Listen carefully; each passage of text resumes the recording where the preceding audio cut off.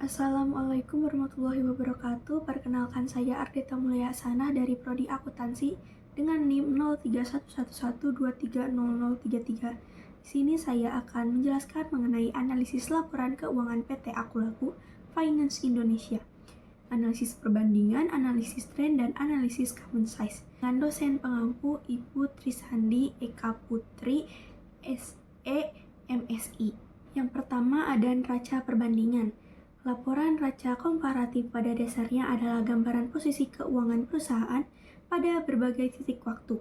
Berbeda dengan neraca tradisional yang menyajikan data keuangan untuk satu tanggal, versi komparatif kemungkinan pemangku kepentingan untuk menganalisis perubahan dalam kesehatan keuangan perusahaan dari waktu ke waktu. Ini bisa sangat berguna bagi investor manajemen dan analisis yang ingin mengukur kinerja dan stabilitas suatu bisnis. Di sini ada laporan posisi keuangan PT Akulaku Finance Indonesia. Pada aset, kas, dan banknya dari 2022 ke 2023 turun sebanyak 48 miliar 348.751.311 rupiah, yang dimana pada tahun 2022 sebesar 235.396.835.996 rupiah, dan di 2023 sebesar 207 miliar 48.084.685 rupiah, dengan persenan turunnya sebesar 23,35% dan rasionya 1,3. Lalu ada di piutang pembiayaan konsumen bersih. Piutangnya di tahun 2022 ada 356.623.029.853 rupiah, memiliki penurunan menjadi 304.813.760.640 rupiah, yang di 2023 sebesar 51.809.269.213 rupiah, dengan tingkat turun persennya yaitu minus 588,34%. Lalu ada aset tetap dan aset hak guna bersih. Itu memiliki penurunan lagi di tahun 2022 itu sebesar 9.570.057.014 rupiah, dengan penurunannya sebesar 3.3.653.764.270 rupiah, dengan di tahun 2023 sebesar 5.919.292.744 rupiah, dengan tingkat penurunannya sebesar 61,76%. Lalu ada jumlah asetnya. Jumlah asetnya di tahun 2023 sebesar 941.751.842.845 rupiah, dan di tahun 2022-nya sebesar 1.145.672.387.943 rupiah, dengan selisihnya yaitu 237.234.116 rupiah, dengan persenan turunnya sebesar 1.583,31 rupiah. Lalu ada liabilitas. Pinjaman yang diterimanya pada tahun 2022 itu sebesar 293.301.017.001 rupiah. Lalu di tahun 2023-nya sebesar 10.230.000 Rp495.038 dengan selisih sebesar Rp283.571.963 dengan penurunannya sebesar 2.766,93%.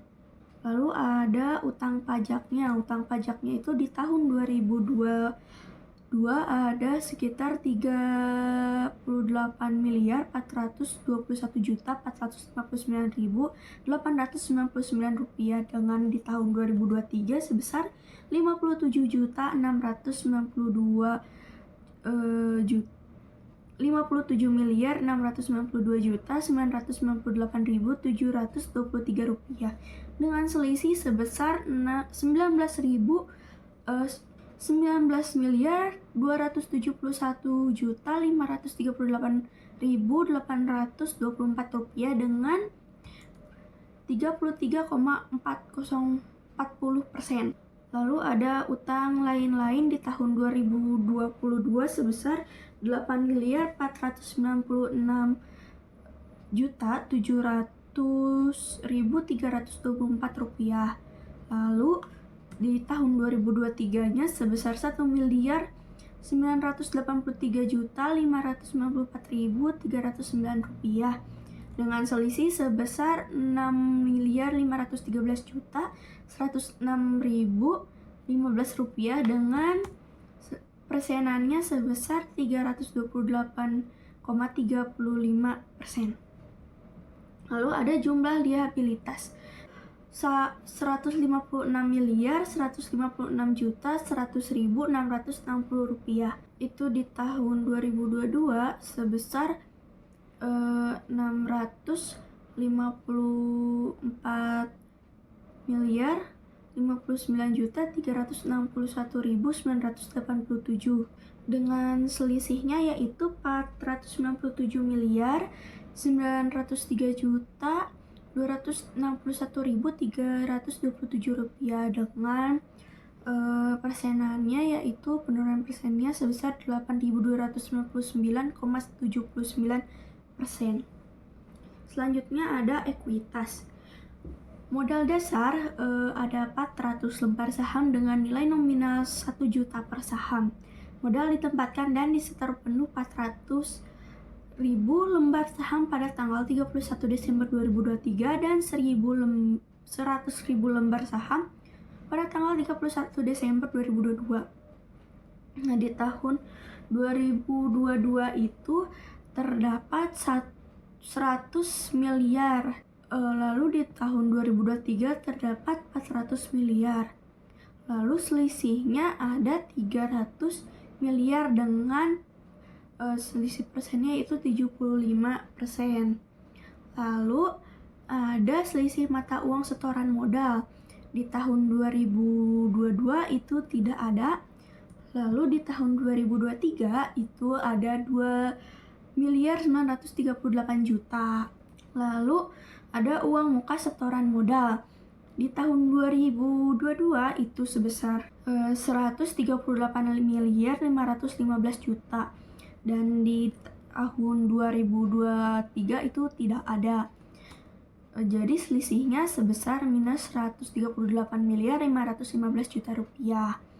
Lalu ada saldo laba. Saldo laba di tahun 2022 itu sebesar Rp258.098.025.956.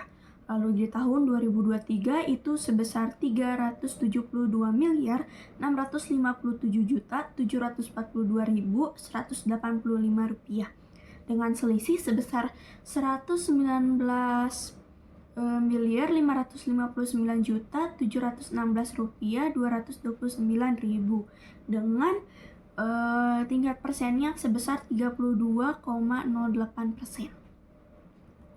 Lalu ada jumlah ekuitasnya. Di tahun 2023 itu sebesar Rp775.595.742.185. Lalu di tahun 2022 itu sebesar Rp491.613.025.956. Lalu selisihnya sebesar 283 miliar 982 juta 716.229 rupiah dengan tingkat persennya sebesar 31,61%. Lalu jumlah liabilitas dan ekuitasnya itu sebesar di tahun 2023 931 miliar 751 juta 842.845 rupiah, dan di tahun 2022 sebesar 1 triliun 145 miliar 672 juta 387.943 rupiah dengan total selisih sebesar 213 miliar 920 juta 545.098 rupiah dengan tingkat persennya sebesar 143,70%. Lalu ada bagian laporan laba rugi dan penghasilan komprehensif lain di PT Akulaku Finance Indonesia. Yang pertama ada pendapatan.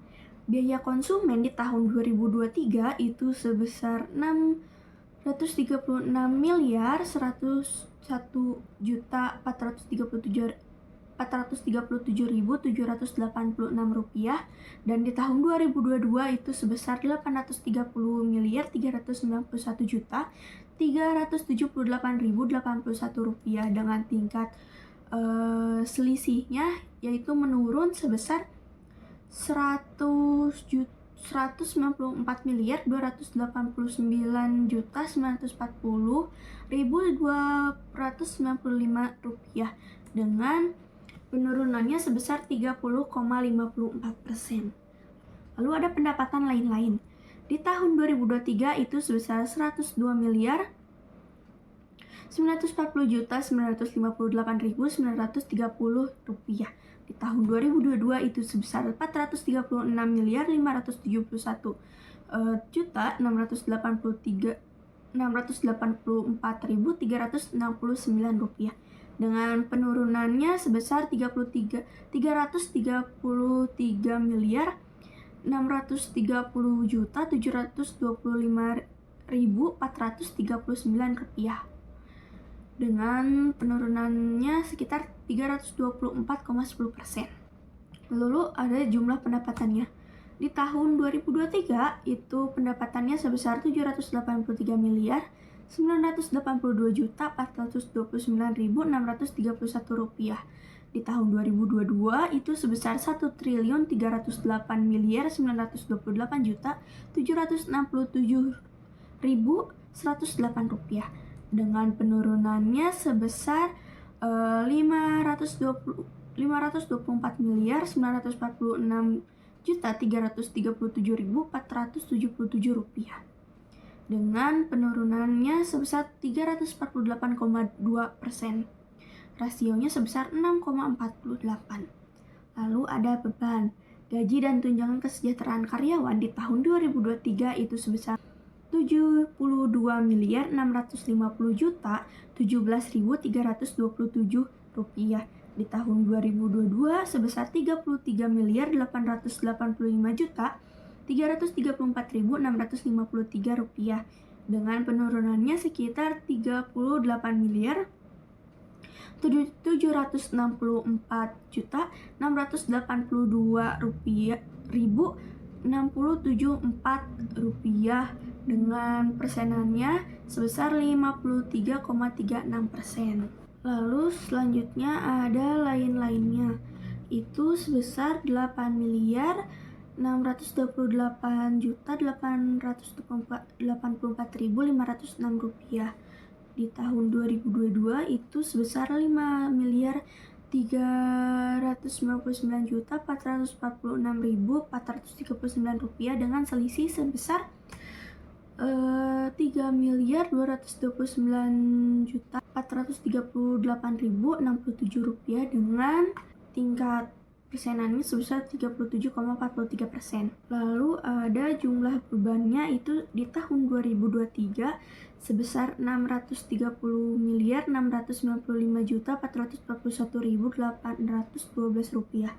Di tahun 2022 itu sebesar 1 triliun 40 miliar 723 juta 813.999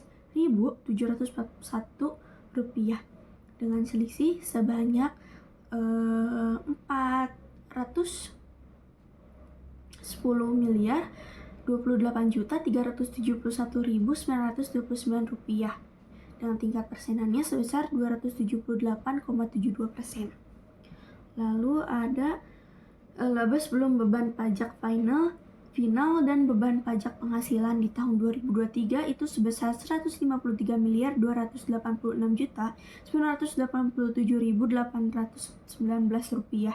Di tahun 2022 itu sebesar 268.204.953.367 rupiah dengan total selisih sebesar 114.965.548 rupiah dengan tingkat persenannya yaitu sebesar minus 626,75%. Lalu ada beban pajak final di tahun 2023 itu sebesar 1.341.830.261 rupiah dan di tahun 2022-nya itu sebesar 675.722.081 rupiah dengan penurunannya itu sebesar 666.103.180 rupiah dengan tingkat penurunannya sebesar 50%. Lalu ada laba sebelum beban pajak penghasilan di tahun 2023 itu sebesar 151.945.157.558 rupiah dan di tahun 2022 itu sebesar 260.529.226.286 rupiah dan selisihnya yaitu sebesar 115.584.068.728 rupiah dengan 577,10%. Lalu ada beban pajak penghasilan di tahun 2022 itu sebesar 63.488.527.634 rupiah dan di tahun 2023 itu sebesar 32.311.665.648 rupiah dengan tingkat selisihnya yaitu 31.176.861 rupiah 986 rupiah dengan penurunan persenannya itu sebesar 96%. Lalu ada laba tahun berjalan di tahun 2023 itu sebesar 119.633.491.910 rupiah dan di tahun 2022 itu sebesar 204.040.698.652 rupiah dan selisihnya itu sebesar 84.407.206.742 rupiah dengan 673,59%. Selanjutnya ada penghasilan komprehensif lain, item yang tidak akan direplikasikan ke laba rugi. Pengukuran kembali atas imbalan kerja karyawan di tahun 2023 itu sebesar 94.584.207 rupiah dan di tahun 2022 itu sebesar 933.998.978 rupiah dengan selisihnya itu sebesar 839.414.771 rupiah dengan tingkat persenannya itu sebesar 887,48%. Lalu di pajak penghasilan terkait di tahun 2023 itu sebesar 20.808.526 rupiah dan di tahun 2022 itu sebesar 205.479.775 rupiah dengan selisih sebesar 184.671.249 rupiah sebesar 887,48%. Lalu penghasilan komprehensif lain setelah pajak itu di tahun 2023 sebesar Rp73.775.681 dan di tahun 2022-nya itu sebesar Rp728.519 dan Rp519.203 dan selisihnya itu sebesar Rp654.743.522 dengan tingkatan persennya itu sebesar 1.774,96%. Lalu ada total laba komprehensif tahun berjalan.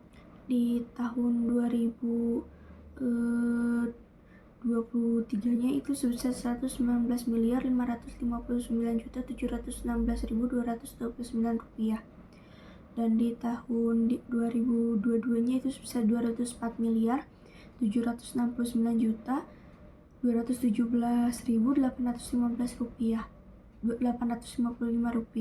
dan selisihnya itu sebesar Rp83.752.463.220 dengan tingkat persennya itu 70,05%. Lalu selanjutnya ada analisis tren. Analisis tren adalah suatu teknik analisis data yang digunakan untuk menentukan arah pergerakan suatu data pada masa depan dengan memperhatikan data histori. Metode ini sangat berguna dalam membantu kita memprediksi dan meramalkan arah pergerakan suatu data baik dalam jangka pendek maupun jangka panjang. Dalam dunia bisnis, analisis tren digunakan untuk memperkirakan arah pergerakan keuangan perusahaan seperti pendapatan, biaya, dan laba. Dalam bidang ekonomi, analisis tren digunakan untuk memperkirakan arah pergerakan ekonomi suatu negara atau wilayah. Selanjutnya ada analisis tren pada PT Akulaku Finance Indonesia. Kas dan kas di banknya itu di tahun 2023 sama sebesar Rp207.048.685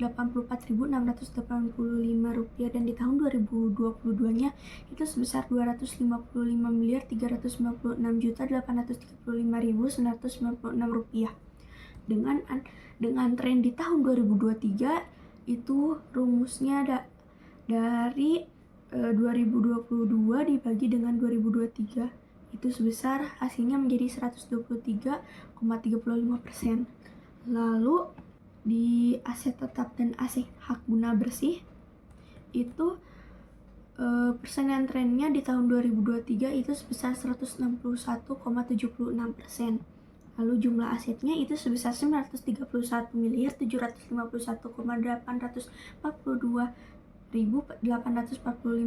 dan di tahun 2022 itu sebesar Rp1.142.387.943 itu sebesar 122,96%. Ada liabilitas pinjaman yang diterima di tahun di analisis tren di tahun 2023 itu sebesar 2.866,93%.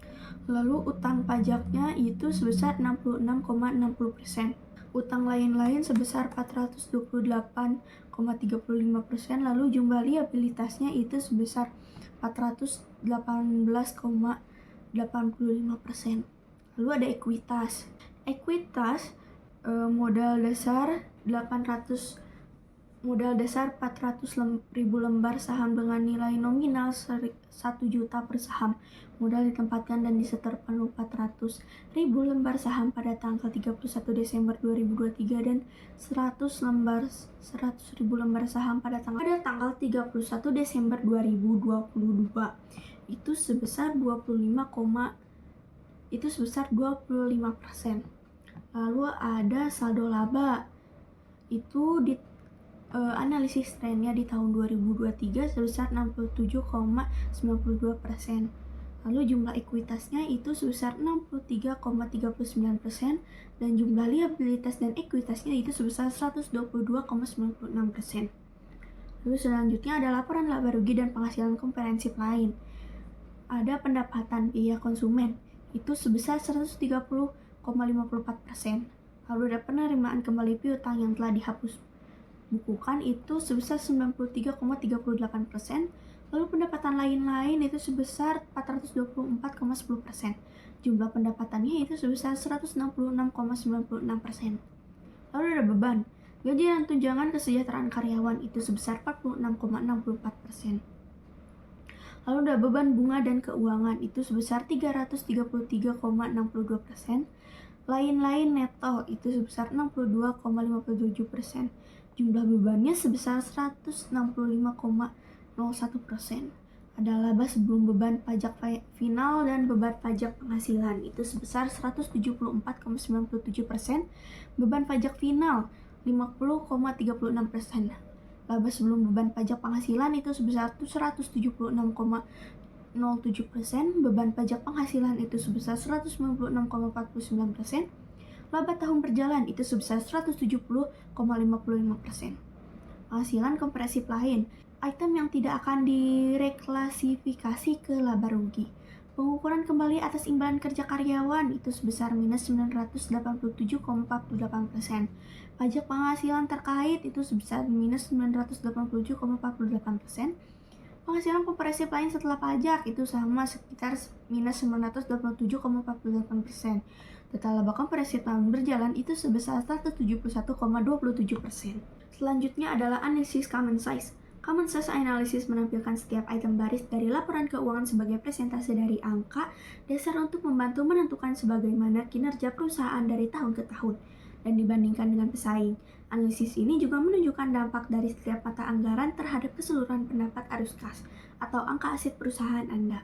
Pentingnya common size analysis terletak pada kekuatan presentase untuk membantu mendapatkan pemahaman yang lebih tentang bisnis, mengetahui apakah bisnis tumbuh secara menguntungkan dan membandingkan dengan pesaing.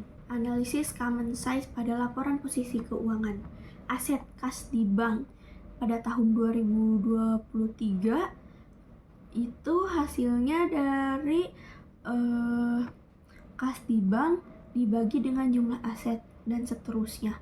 Di tahun 2023 itu sebesar 22,22%. Dan di tahun 2022 itu sebesar 22,29%. Di tahun selanjutnya ada aset tetap dan aset guna itu di tahun 2023 sebesar 0,63% dan di tahun 2022 itu sebesar 0,84%. Ada aset lain-lain di tahun 2023 itu sebesar 0,01% dan di tahun 2022 itu sebesar 0,04%. Jumlah asetnya di tahun 2023 dan di tahun 2022 itu sebesar 100%. Di liabilitas ini ada pinjaman yang diterima di tahun 2023 itu sebesar 6,55% dan di tahun 2022 itu sebesar 44,84%. Lalu ada utang pajak di tahun 2023 itu sebesar 36,95% dan di tahun 2022 itu sebesar 50,87%. Lalu ada utang lain-lain. Di tahun 2023 itu sebesar 1,27% dan di tahun 2022 itu sebesar 1,30%. Jumlah liabilitas sama di tahun 2022 dan di tahun 2023 itu sebesar 100%. Lalu ada ekuitas. Modal dasar 400.000 lembar saham dengan nilai nominal 100 juta per saham. Modal ditempatkan dan disetor penuh 400.000 lembar saham pada tanggal 31 Desember 2023 dan 100.000 lembar saham pada tanggal 31 Desember 2022. Di tahun 2023 itu sebesar 51,57% dan di tahun 2022 itu sebesar 20,34%. Selisih mata uang setoran modal di tahun 2023 itu sebesar 0,32% dan di tahun 2022 karena kosong menjadi 0,00%. Uang muka setoran modal di tahun 2023 itu 0% karena kosong. Lalu di tahun 2022 itu sebesar 28,18%. Lalu saldo laba di tahun 2023 itu sebesar 48,05% dan di tahun 2022 itu sebesar 51,48%. Jumlah ekuitas di tahun 2023 dan di tahun 2022 pun sama 100%. Jumlah liabilitas dan ekuitas pun sama-sama 100%. Lalu selanjutnya ada laporan laba rugi dan penghasilan kompresif lain. Pendapatan, biaya konsumen. Di tahun 2023 itu sebesar 81,14% dan di tahun 2022 itu sebesar 63,44%. Lalu penerimaan kembali piutang yang telah dihapus bukukan di tahun 2023 sebesar 5,73% dan di tahun 2022 itu sebesar 3,21%. Lalu pendapatan lain-lain di tahun 2023 itu sebesar 13,13%. Lalu di tahun 2022 itu sebesar 33,35%. Jumlah pendapatan pun sama-sama menghasilkan 100%. Lalu ada beban. Gaji dan tunjangan kesejahteraan karyawan di tahun 2023 itu sebesar 11,52% dan di tahun 2022 itu sebesar 3,26%. Beban bunga dan keuangan itu sebesar di tahun 2023 itu sebesar 2,69% dan di tahun 2022 itu sebesar 5,44%. Lalu ada lain-lain neto itu di tahun 2023 sebesar 1,37% dan di tahun 2022 itu sebesar 0,52%. Jumlah beban pun sama-sama menghasilkan 100%. Lalu ada laba sebelum beban pajak final dan beban pajak penghasilan. Sama-sama hasilnya di tahun 2023 dan di tahun 2022 itu sama dengan 100%. Lalu ada beban pajak final. Di tahun 2023 itu sebesar minus 0,88% dan di tahun 2022 itu sebesar minus 0,25%. Laba sebelum beban pajak penghasilan di tahun 2023 itu sebesar 100% sama di 2022 pun 100%. Lalu ada pajak penghasilan di tahun 2023 itu sebesar minus 27,01% dan di tahun 2022 itu sebesar 31,12%. Laba tahun berjalan sama-sama menghasilkan 100%. Lalu ada penghasilan kompresif lain, item yang tidak ada di reklasifikasi ke laba rugi. Pengukuran kembali atas imbalan kinerja karyawan di tahun 2023 itu sebesar 128,21% dan di tahun 2022 pun sama 128,21%. Pajak penghasilan terkait di tahun 2023 maupun 2022 itu sama sebesar minus 28,21% dan penghasilan kompresif lain setelah pajak pun sama 100% dan total laba kompresif tahun berjalan itu sama 100%. Sekian dari saya, mohon maaf bila ada salah kata. Wassalamualaikum warahmatullahi wabarakatuh.